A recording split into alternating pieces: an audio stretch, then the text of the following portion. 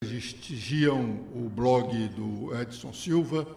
Nós estamos aqui com mais uma entrevista importante, porque é com uma parlamentar das mais assíduas, tanto nas sessões quanto na tribuna da Assembleia, é a doutora Silvana.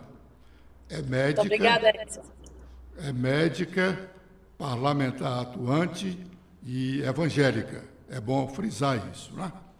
Deputada, agradecendo inicialmente a sua deferência em nos conceder essa entrevista, eu pergunto, como é estar vivendo este momento sem um parlamento ativo, sem um consultório com a frequência que tinha antes e sem o tempo? Eu acredito, Edson, primeiro agradecer a oportunidade de estar aqui no seu blog, com o seu público, a sua história, a sua trajetória como jornalista. Realmente, para mim, é uma honra estar participando aqui do seu espaço. Para mim, que gosto de falar, que gosto da interação com o povo, gosto de expressar o que sinto, eu considero os meses mais sufocantes que tive na minha vida. Essas sessões virtuais da Assembleia que me tiram, elas, por mais que se queira dizer que é a mesma coisa, que a casa está produzindo bem, mas, de fato, quem vive a política como eu, a gente fica sufocado, você tem aquele tempo muito limitado para falar, e a minha comissão ela não está podendo se reunir com a população acompanhando a comissão de saúde. Então, eu me sinto assim duplamente tolhida pela minha comissão, a comissão de saúde que presido, que eu vivo, sempre foi um grande sonho presidir a comissão, como está nessa história virtual, tendo que aprovar leis sem essa interação presencial. Para mim, a interação presencial ela faz parte, assim, uma grande fatia do parlamento. E como médica, sou dermatologista e tive que parar agora o meu consultório, né, por motivos óbvios, até porque dificilmente você vai se consultar com um dermatologista num período que a maior preocupação é a pandemia, é o Covid. Então, assim, eu fico vivendo mais atividades domésticas e com a interação virtual que nunca foi tão valorizada, esse mundo, essa internet que passou a fazer muito mais parte das nossas vidas. Aí vem, ao mesmo tempo, agora a casa com a história de CPI, de fake news, né? Então, assim, parece tudo um pesadelo. Eu sou contra fake news, mas sou a favor da liberdade de imprensa, sou a favor da liberdade de pensamento, sou a favor das coisas que se constroem com a verdade aos poucos e, ao mesmo tempo, sem tolir. Então, eu vejo nesse momento uma lei que foi aprovada de forma virtual, que eu votei contra, fui a segunda parlamentar a votar contra, foram apenas 2 parlamentares, eu e o deputado André Fernandes. Então, eu me sinto vivendo uma realidade e num mundo que a gente, na Bíblia, chama de tempos difíceis e trabalhosos, né? Nesse momento, tudo que nós precisamos é de liberdade, e liberdade na internet, que é a única que nos sobrou. Então, se até isso estão querendo nos tirar, essa deputada está sofrendo muito, Edson Silva. Eu quero dizer para esse experiente jornalista, que sei que vai ouvir muitos deputados, que essa deputada não se sente bem nesse período de isolamento, nesse período de pandemia. Deputada, como médica, qual é a expectativa da senhora quanto à passagem desse vírus? Até quando nós vamos ter que estar com esse temor, sofrendo essa angústia? Sim. Na realidade, eu tenho uma posição que se aproxima muito da posição de, por exemplo, do doutor Anastácio Queiroz, que para mim é o melhor infectologista deste estado, quiçá deste país, que eles sabem muito bem que este isolamento exagerado adia mais ainda esse Covid sair de nós. Enquanto pelo menos 75% a 80% da população não estiver imune a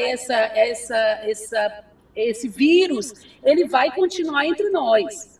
As pessoas conversam pouco sobre isso, porque, na realidade, o Estado é que não estava preparado, o mundo não estava preparado para tratar várias pessoas ao mesmo tempo, necessitando de respirador. A grande verdade é essa: a saúde nunca foi prioridade para mundo nenhum, nem para o primeiro mundo, onde eles cobram fortunas para tratar uma pessoa. Felizmente, nós temos aqui o SUS, mas cai a máscara, que realmente nunca ninguém esteve preocupado realmente de prestar uma assistência que fosse uma assistência a muitas pessoas ao mesmo tempo. Então, esse isolamento, esse lockdown, inclusive o uso de máscara, tudo isso que está se impondo à população, obrigando a população a ficar sem emprego, obrigando a população a ficar de mão estendida para o Estado, é literalmente uma punição a mais. Além da pandemia, o desemprego, porque o Estado não estava preparado. Da realidade é essa realidade, essa máscara, que a cada dia que for avançando essa pandemia, vai caindo a máscara. Na realidade, as pessoas estão sendo punidas duas vezes. Você não vai pegar uma Covid mais leve, porque você vai pegar depois, mais na frente. Vai ser a mesma Covid, só que você, além da linguidez, vai estar desempregado. Então, é isso que essa deputada vem dizendo desde o começo da pandemia. Eu acredito que nós já passamos pelo pico pior, né, o ápice pior, mas que ela ainda vai se arrastar por um tempo. Eu acredito que até final de julho a gente ainda vai sofrer aí de muitos casos dessa Covid. Deputada, logo no início a senhora andou fazendo algumas manifestações contra o fechamento das igrejas, dos templos. Sim. Isso ainda angustia os evangélicos, os católicos? Na realidade, a minha angústia foram as igrejas católicas, evangélicas, terem sido de forma preconceituosa o vilão da história. Nunca um padre ou um pastor vai aglomerar num período de pandemia. Apenas a minha defesa é que jamais o Estado pode dizer quando uma igreja é para ficar fechada ou aberta. A Constituição já lhe assegura isso. Quem dá essa direção é o líder espiritual. É por isso aí que se sustenta o Estado laico. O Estado não interfere na minha fé, e nem a minha fé interfere com o Estado. Mas a fé é essencial, é inerente do ser humano. Então, inclusive, não sei se você sabe, eu até retirei meu projeto da Igreja Essencial, porque eu vi que eu estava sendo utilizado, meu projeto estava sendo utilizado, eles arrastaram a pandemia quase toda sem aprovar e queriam aprovar cheio de limitações do Estado dentro da igreja. Isso aí eu não concordo. Ou é essencial ou não é essencial. Então, eu não vou dar esse gostinho deles dizerem já mais da metade para o final que a igreja agora é essencial, desde que o Estado modere a igreja. Eu nunca vou aceitar que o Estado possa moderar a igreja nenhuma, nem igreja evangélica, nem igreja católica, e as demais fés também, manifestação de fé, eu defendo que tenha o direito inviolável, constitucional, do culto, e o Estado não tem nada a ver com isso.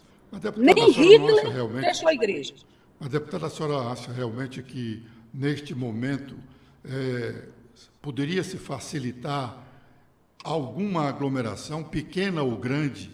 De qualquer forma, uma igreja aberta, ela vai reunir muita gente. Não seria uma multidão, mas uma aglomeração qualquer. Nós falamos inicialmente aqui, a senhora disse o consultório, o seu consultório, o consultório da senhora, está praticamente inativo porque as pessoas não vão se consultar, não vão procurar Não. o De pele, dermatologista? não. Pois não. Mas entenda,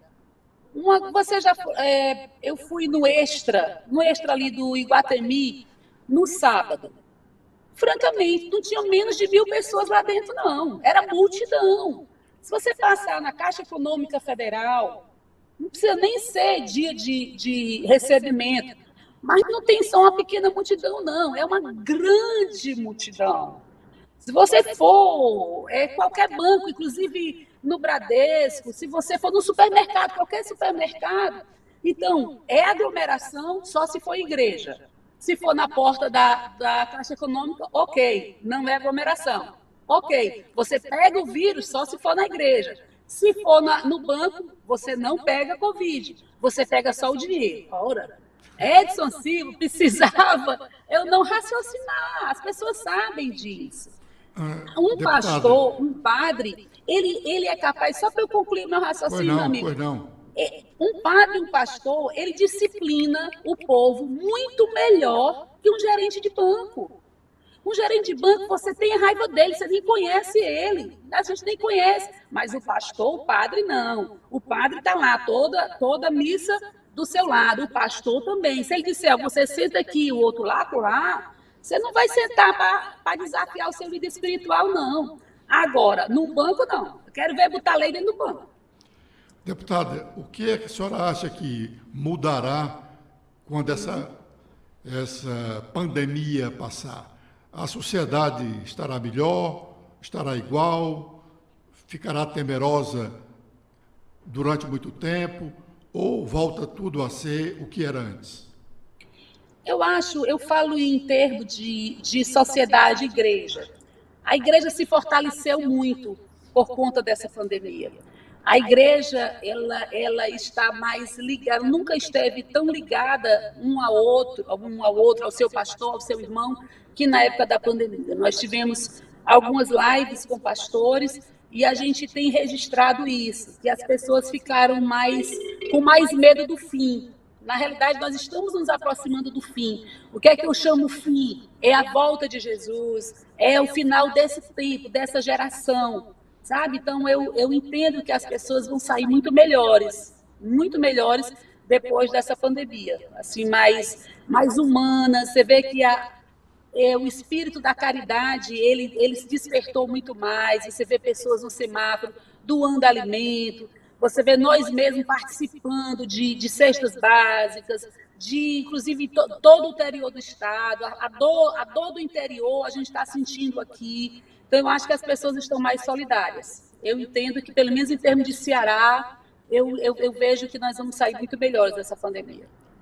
Deputada, muito obrigado pela gentileza Muito obrigada da senhora, a você. pela essa entrevista. Quero crer que... É uma honra. Muito obrigado, deputada.